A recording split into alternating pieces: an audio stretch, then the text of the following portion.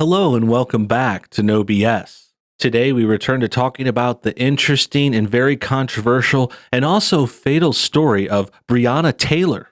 She was the young black lady who was killed by police officers as the result of a no-knock warrant in which they were investigating some possible illegal narcotics things going on in her dwelling. Now, this story has been hyped up by a lot of high-profile celebrities, and it really just seems like they don't know or don't care about the details of the case. This is pretty common for these race-baiting cases that have been occurring repeatedly throughout this year. It's an election year, of course. The Democrats are trying to hype things up, and Black Lives Matter is running amok too, just like how they did back in 2016.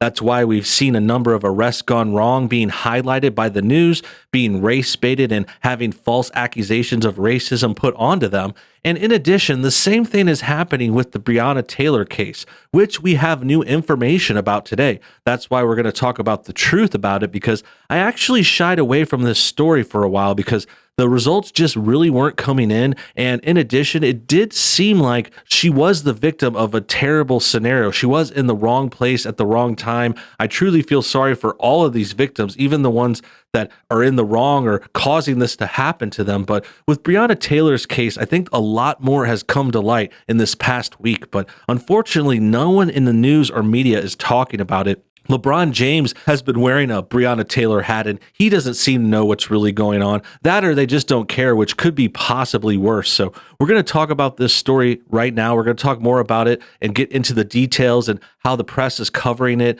and how we have some more information from a released report from the police. All that's coming out soon, but first, let's take a quick moment to check out our sponsor. We started giving away this police coin last month, and we had a lot of great takers on this offer. Basically, all you have to do is pay for shipping, and you could get yourself a very nice golden coin that has engraved police images on it. This is to support our men in blue, to show that we support these heroes who are saving our country, protecting us from evil, and stopping all that crime out there, at least the best they can. I know the leftists and everyone want to defund the police, but here at NoBS, we're here to support them. And really, one of the best ways you can do that is signing up and getting one of these free cop coins. They're free for a limited time. You just have to pay shipping. So if you're interested, make sure you check out the link below today's video. Great, now that that's out of the way, let's first do a search for Breonna Taylor on Google. As you can see here, there's protests in Kentucky. That's where the incident took place. People are still asking for those officers to be arrested, the people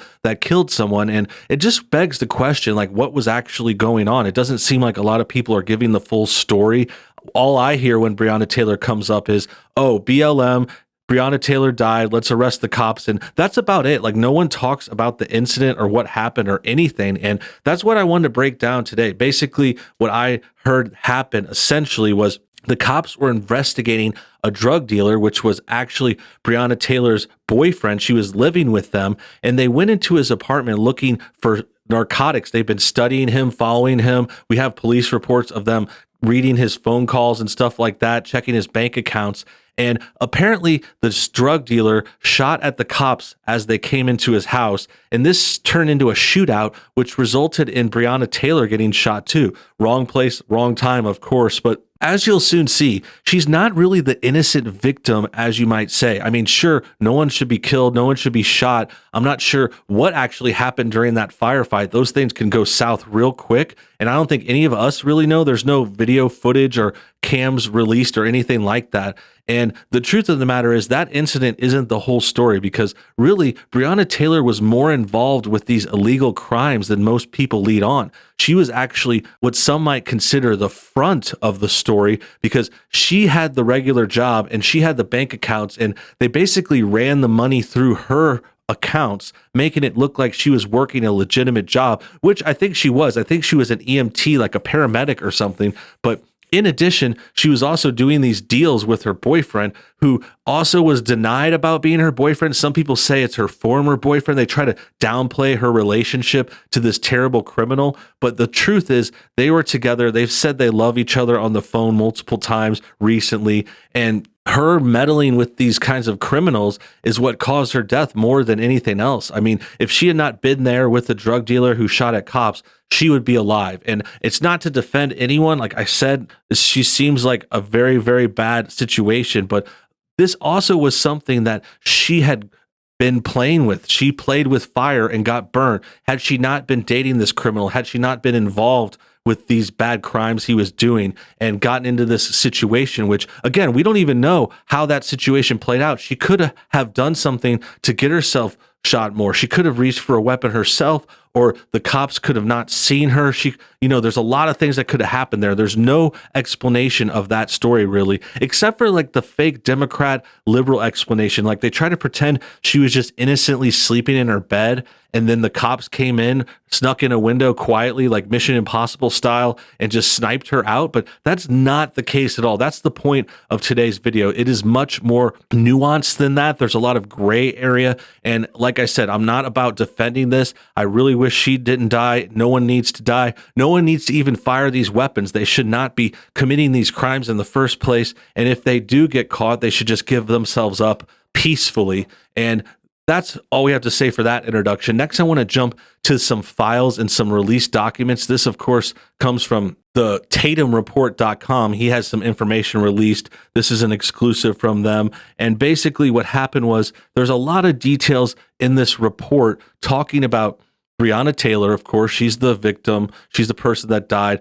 But like we were saying, it's not totally wholly a victim. She was certainly mixed up in some bad situations. And as you can see from this, she posted bond for Jamarcus Glover, 2 different cases. And in addition, the division executed simultaneous warrants. So they were really investigating this operation really hard. And Breonna was involved. She was using her accounts. She rented cars and let her boyfriend drive her car. Like she was basically, like I said, the kind of clean person that is put at the forefront of these things to try and get their operation more credibility, more access, and things like that. So there was a lot to do with that. This is the pictures of the car. This is the LMPD technical unit installing a pole camera. So they had cameras on them. They also put like a tracker in one of the cars that they were using, keeping track of where and when they're going, things like that. This is Breonna Taylor talking to Glover, saying, why can't she find him on Facebook? Yeah, I did. He was already back at the trap. This says, just be on standby so you can come get me. Love you. Love you too. So this was on what date? This was on January 3rd, 2020. She's calling their place the Trap. That's what you call a drug house. That's what you call like an operation, an illegal operation. And they're calling it the Trap. That could be cheeky. That could be just a joke name they say for it. A lot of this community is entrenched in gang culture and, criminality and stuff like that. But it is not a good look, really. And them saying that I'll come get me some rest in your bed. Glover says, what? You don't want me in your bed? I didn't say that. They're talking about where they're going to sleep. And it clearly shows there's a close relationship. They're saying, I love you. They're living together. They're getting themselves out of jail. They're talking about going back to the Trap, which is just a bad, bad sign. Next, they're keeping an eye on their house. Like we said, there's a pole camera. It says here that there was a Dodge car that appeared to re-up the Trap house where they were staying. So this is a house used for trafficking. They're using it to traffic bad things. And then this part says it's important to note that from January 1st to January 3rd, Breonna Taylor's phone number was called 48 times from jail. Unfortunately, several of those calls are no longer available. This is details because I believe Jamarcus was in jail. There was calls, many calls, like talking about the business, talking about things, maybe personal, but it's also showing just their close relationship, the fact that they're interacting a lot and staying in touch. It's not like she was just innocently sleeping on his couch for no reason. Next, there's a shot here. It says Muhammad Ali Boulevard was a secondary trap house for their narcotics trafficking operation. Detectives applied for a second GPS tracking device on the Charger, the red car. Here it says in February, the officers witnessed Jamarcus Glover operating a black Dodge Charger. Here's more information on that. That's apparently Breonna Taylor's black Dodge Charger. So she's getting the cars. He's using them for different situations. They could possibly be doing this to cover up things, to switch cars, to not look as suspicious, things like that. Next, we have another phone call from jail in March. Here's Jamarcus Glover saying, Kiara Bradley's child's mother from booking, Chop, that girl got killed over you. It ain't got nothing to do with Bree's house. But no, Remember, you had that bank statement in that other box and you leave that behind. For them to hit your house and that putting two and two together, come on, Chop, the way you move, period. So they're kind of worried about getting caught here, apparently.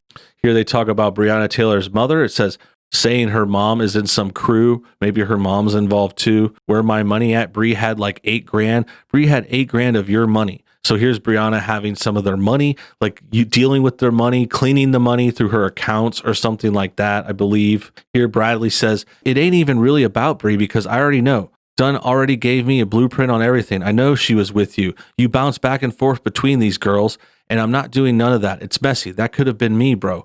So I believe this guy has multiple girlfriends working multiple trap houses, maybe. You know, this is the kind of guy who's like a dealer slash player or something like that. Here they're worried about checking Bree's license plate, who's obviously involved in the operation. They didn't even have to see her pull up. All they had to do is see that license plate. They done put two and two together. They on top of that, they go over there and find money. No, Bree don't, Bree don't, Bree don't. Bro, you don't know how Bree do. They didn't find nothing in her house. I thought they said they found some money over there. It was there, it was there, it was there. They didn't do nothing though. That's the problem, Kenneth said.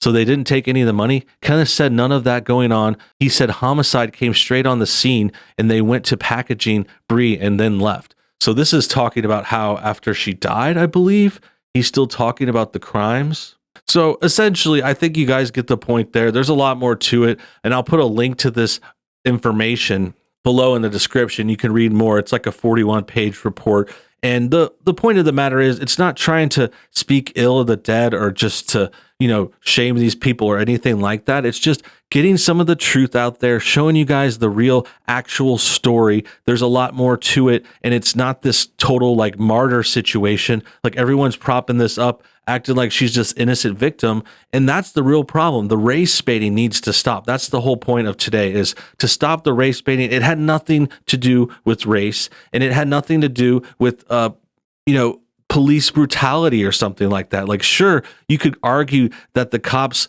in their no-knock warrant made a mistake, but that's not reflective of the whole world, of all the cops in the whole country, every city and state in this great union. Like, no, it has nothing to do with that. It's just one incident gone wrong involving them investigating this terrible criminal enterprise this person was mixed up with. She was hanging around the wrong people, doing bad things, breaking the law, covering up for these operations. And that's what came back to bite her. And it's not deserved. It's terrible. It's still really sad.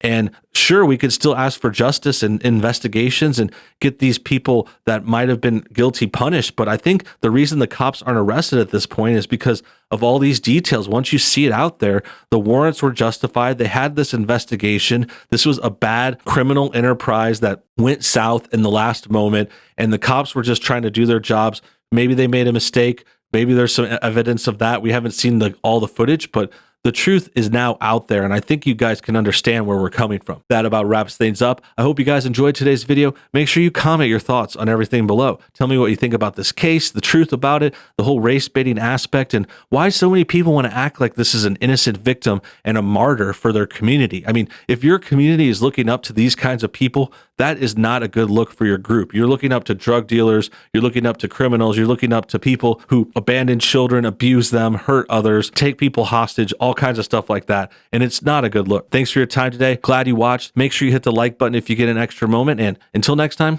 have a good one.